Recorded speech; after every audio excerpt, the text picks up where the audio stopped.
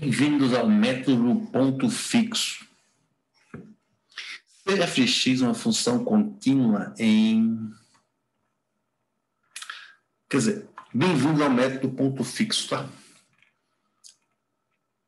A importância desse método, né, está mais nos conceitos que são introduzidos em seu estudo do que propriamente em sua eficiência computacional. Método ponto fixo, mais conhecido como MPF. Seja f de x uma função contínua em AB, intervalo que contém uma raiz da equação. Bom, f de x igual a zero. Este método consiste em transformar esta equação em uma equação equivalente x igual a g de x. A princípio, você olha assim, que danado é isso, mas tenha calma. Partindo, então, de uma aproximação inicial x0, gerar uma sequência xk, ou seja, x0, x1, x2, x, de aproximações para que é a raiz exata, pela relação xk mais 1 igual a g de xk. Tá? Então, você vai pegar essa equação de transformação, dar o chute inicial. Portanto, se o chute inicial for x0, o que vai gerar? x1 igual a g de x0, x2 igual a g de x1 e reticências. Então, partindo de x0, você obtém x1, partindo de x1, você obtém o x2 e até encontrar o xk, né? O fato é que o f, se isso é raiz, então implica que f aplicado nele é zero, né? Ou que ele é igual a g de x, tá? Isto é equivalente a isto, tá bom? Vamos entender um pouco melhor esse método, a implementação de tal procedimento. Problema de determinação de um zero de f de x, né? Então, o problema do ponto fixo, ele consiste em determinar um ponto fixo de g de x. A função g de x é que a gente chama de função interação. Como fazer isto? Uma função que satisfaz as condições apresentadas é chamada de função interação para a equação f de x igual a zero. Vamos ver isso através de exemplos e com isso ficará claro como obter as funções de interações. Tá? Vamos partir do pressuposto que queiramos resolver esta equação. Como encontrar a tal função g de x que estamos chamando de função de interação? Lembre-se que a função g de x é igual a um x. Então, como é que a gente faz isso? Olha, é simples.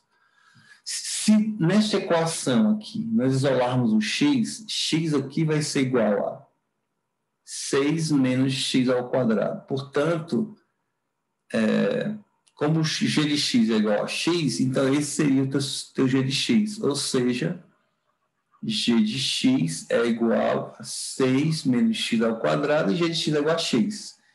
Teríamos essa função interação.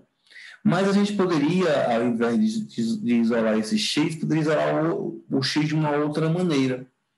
Então, aqui está as possíveis maneiras que você pode isolar o g de x. Tá? Vamos ver, por exemplo, essa segunda aqui. Basta você pegar aqui, ó, x quadrado vai ser igual a 6 menos x, portanto, x vai ser igual a mais ou menos raiz de 6 menos x. Portanto, isso aqui seria a tua função g de x, ou seja, a função interação, tá? E aí você pode isolar o x de várias maneiras, né?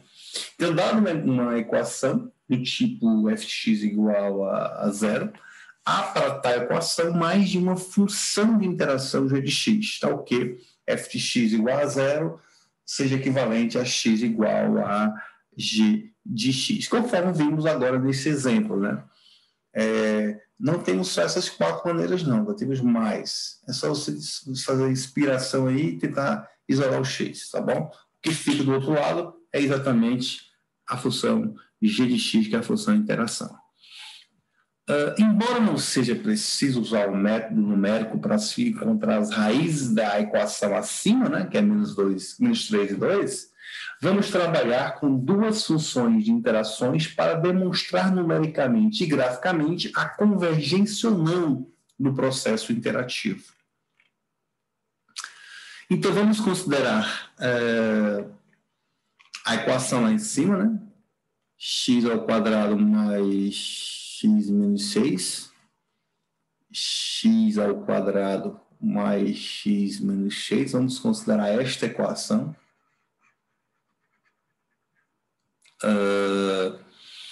Vamos achar a raiz aproximada a essa raiz exata, né? Já sabemos que a raiz exata é menos 3 e 2. Vamos achar, pelo método estudado, né, o método ponto fixo, uma raiz aproximada dessa raiz, né?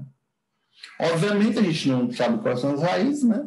Mas é só para a gente entender melhor o método, né? E para isso vamos tomar um chute inicial da raiz x0 como sendo 1,5, tá?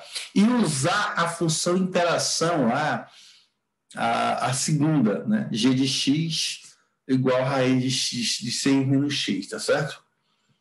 Basta você pegar aqui, isolar o x quadrado, depois achar a raiz e tomar o positivo. Então, se eu tomar isso como sendo o chute inicial, x1, aí lembrando, tá, gente, que G2 de xk é igual a xk mais 1, tá? Portanto, quando k for 0, x1 é G2 de k0. Está aqui, ó. Isso é para k igual a 0. Então, x0, o chute inicial é esse. Portanto, ficamos com g de x0 e g de g é calculado aqui. Você calculou, deu esse valor. Então, esse valor é o x1.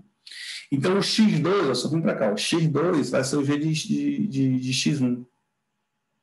Aí, calcula-se o g de x1, que vai ser raiz de 6 menos esse valor, dá este, e aí você vai calculando, tá? Recursivamente. Portanto, já na quarta interação, né? Aqui vai ser para. Aqui foi k igual a 0, né? K igual a 1, K igual a 2, K igual a 3. Já a terceira interação, podemos considerar quatro interações, né? Já temos um valor muito aproximado de 2, né? Muito aproximado, tá vendo? Se você continuar, você vai achar valores mais aproximados, né? O que prova que essa função interação aí, ela converge, tá? Mas vamos agora ver, sim, vamos ver aqui graficamente, né?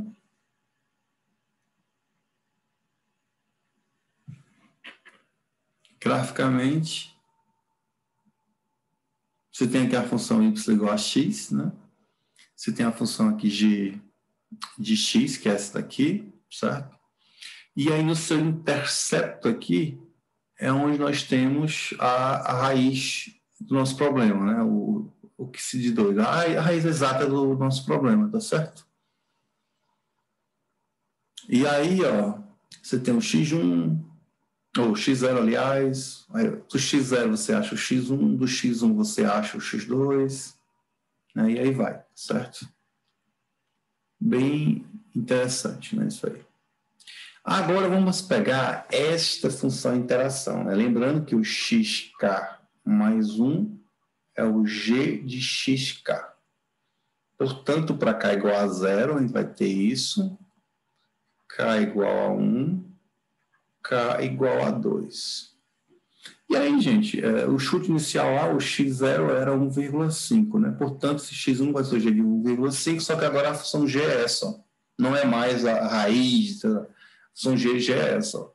Achou esse valor, que é o x1, portanto, o x2 é o g de x1, aplicou aqui, achou isso, e aí, ó, você vê que não converge para o valor desejado. Ó. Veja que nessa função de interação aqui, ó, o x3 deu muito próximo de 2 e o x4 deu mais próximo ainda de 2. E aqui, o x3, ó, e olha o x4. Ó. Portanto, a depender da função interativa que se pegue, o método não converge, tá?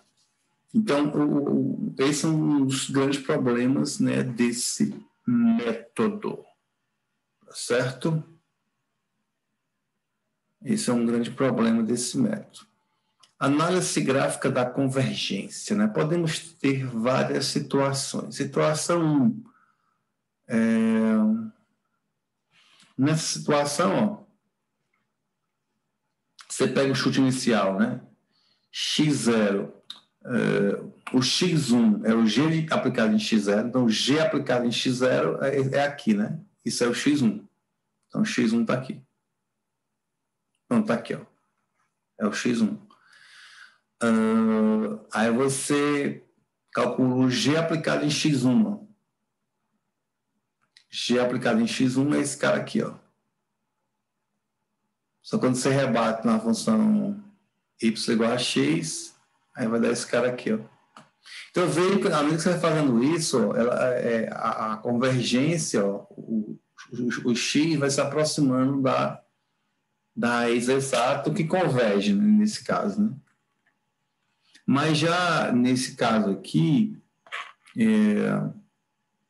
ele converge também, tá? Ele converge também, só que vai convergindo meio que em ciclo, né?